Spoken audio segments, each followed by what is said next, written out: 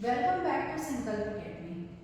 I am Dr. Sarika Gupta and today we will study the next kingdom, that is Kingdom Protista.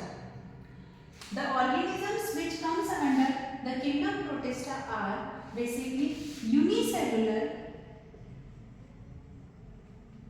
Unicellular means which are made up of single cell, and eukaryotes. Eukaryotes means the organisms which have true nucleus. Okay. While the organisms which comes under Kingdom Protista some organisms have the characteristics of animals, while some organisms have the characteristics of plants. For example, amoeba and paramecium. Amoeba and paramecium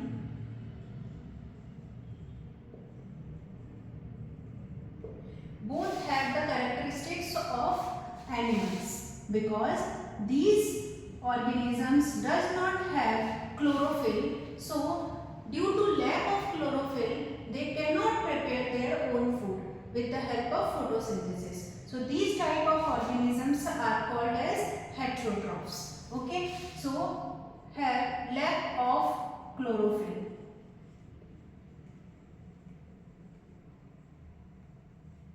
So these are the characteristics of animals, while the some organisms such as Euglena and diatoms. Euglena and diatoms, these have the characteristics of plants, are similar to plants we can say, because these Euglena and diatoms have chlorophyll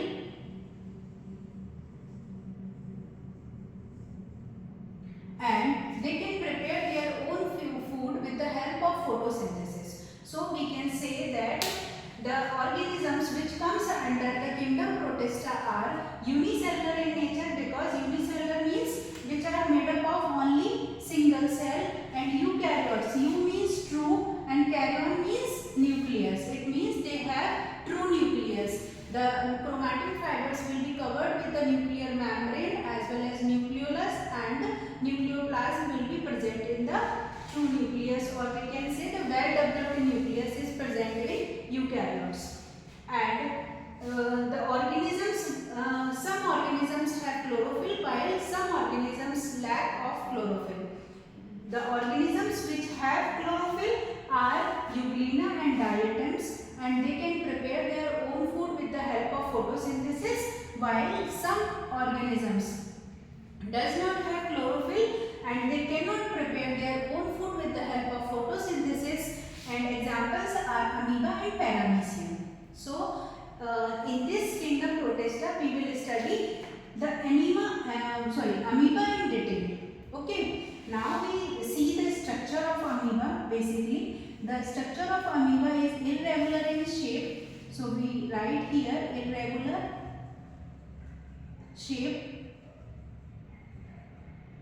These organisms, or we can say amoeba, is simple, small in size, because it is microscopic in nature, and we can see the amoeba with the help of microscope, and it is irregular in shape because there is no definite shape, and it is outermost layer is known as cell membrane. In the center, the genetic material is present, which is known as nucleus.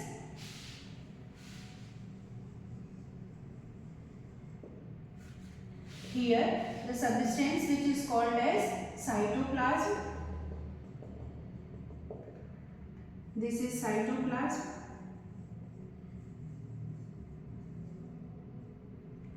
And amoeba also have some finger-like projections, such as like this finger-like projections, and these finger-like projections are called as pseudopodium. Pseudopodium. Okay. So this is the structure of amoeba. Amoeba is irregular in shape. It is simple and small in size. It has the outermost layer is known as cell membrane or plasma membrane. In center, nucleus is present, and the substance inside the cell membrane and in between the nucleus is called as cytoplasm. And finger-like projections are present, which is known as pseudopodium. Now we see some activities of amoeba, that how an amoeba moves. Okay. Now we see how an amoeba moves. So for movement in locomotion, the amoeba have some finger-like projections called as pseudopodia, and singular is pseudopodia and plural form is pseudopodia. Okay. So how pseudopodia is formed? When an amoeba senses some food items, the cytoplasm gets extend with the help of a cell membrane, and it form a finger-like projections. These are finger-like projections. How it form? Because it form with the help of pushing the cytoplasm with the help of cell membrane. So as the cytoplasm push towards the food items which the amoeba senses, and it form a finger-like projections, and these finger-like projections are called as pseudopodia. What does it mean? Well, basically pseudo means false and podia means foot. Okay, so these are generally false foot because it gets dissolved or disappear also. So with the help of pseudopodia, amoeba can move or locomote from one place to another place.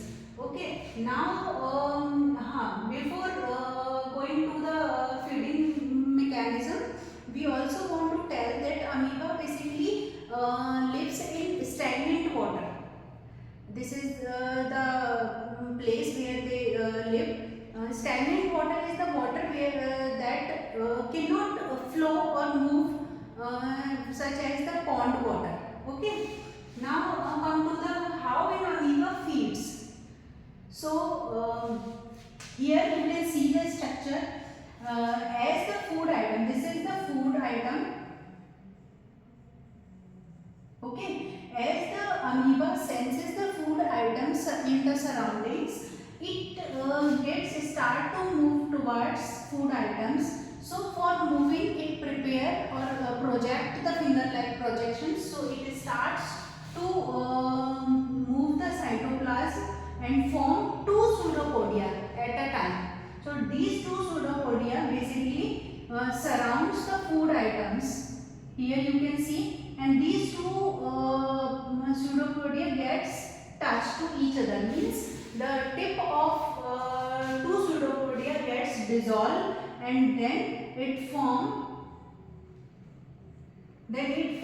an empty space. This is the empty space, and this is called as food vacuole. What is called? Food vacuole. And in food vacuole, the food items get entrapped. So after entrapping, this cytoplasm gets start to secrete the digestive juice. And with the help of these digestive juice, these food items get dissolved or digest by the cytoplasm. Okay, so this is the feeding mechanism by the amoeba. Now come to the how an amoeba excrete. So for excretion process, basically the ammonia is the main waste product for amoeba. Okay, so this ammonia is the waste product which can be excreted by the amoeba through the cell membrane. This is the cell membrane by simple diffusion process.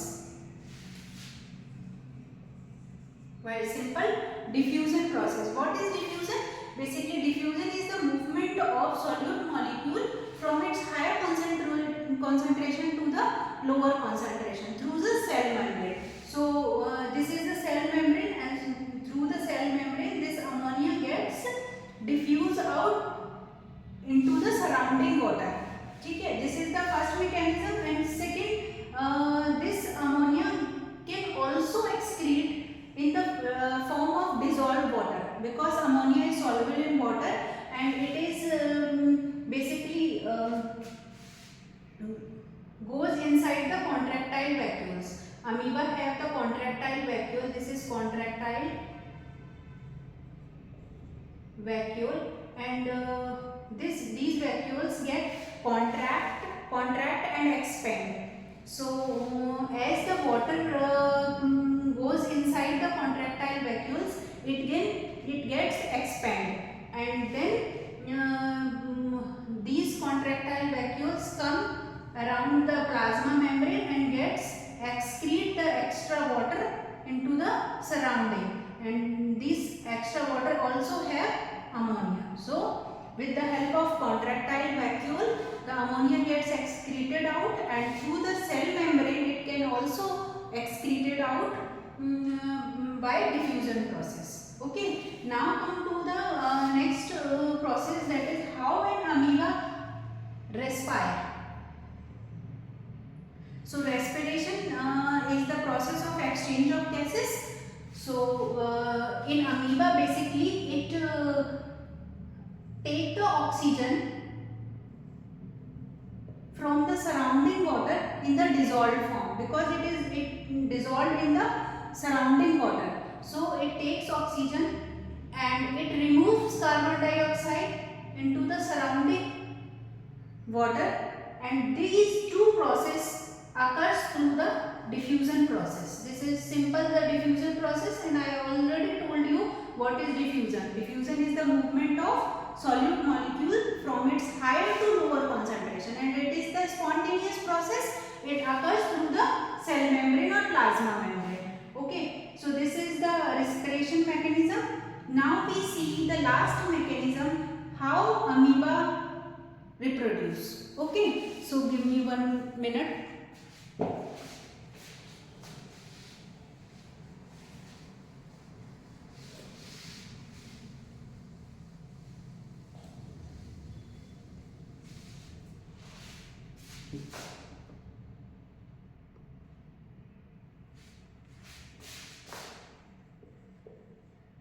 How an amoeba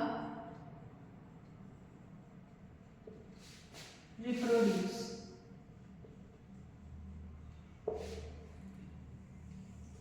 So what is reproduction? Reproduction is the basically it is a process to increase the numbers of the organisms. So in amoeba, basically it reproduces by two mechanisms. One is binary fission.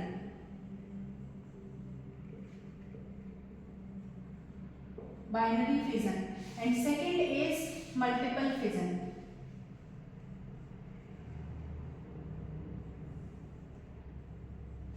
There are two mechanisms by which an amoeba can reproduce. What is binary fission? Binary means 2 and fission means breakdown. So in this binary fission, basically an amoeba, first this is amoeba, it have nucleus, and in binary fission process, first the nucleus gets divided into two daughter nucleus. So what will happen, this is the amoeba and this is the nucleus. So this nucleus gets divided into two daughter nucleus, and around the daughter nucleus cytoplasm gets collected. So after some time this plasma membrane gets separated out or gets engaged around the cytoplasm, and it forms the two daughter amoebae. This binary fission process occurs during the favorable condition. But what happens when unfavorable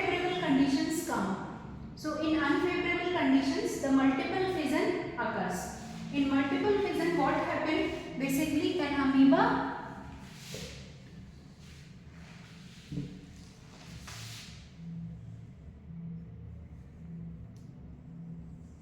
this is an amoeba and this is the nucleus.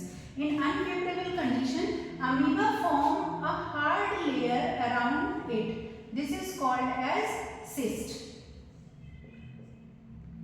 Inside the cyst there are several daughter nuclei are formed, and here the daughter nuclei basically collects the cytoplasm around it and it form amoebulae. This is called as amoebulae.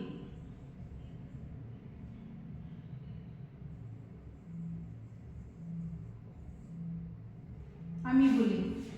As the favorable conditions come, these amoebulae, this cyst get break down and these daughter amoebulae gets comes inside the water, and these are grown and form new daughter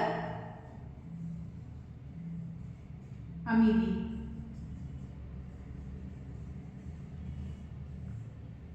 So there are two processes happen for the reproduction process: in favorable condition binary fission and in unfavorable condition multiple fission. So this is all about amoeba. In the next video lecture we will see the kingdom fungi. Okay, thank you so much.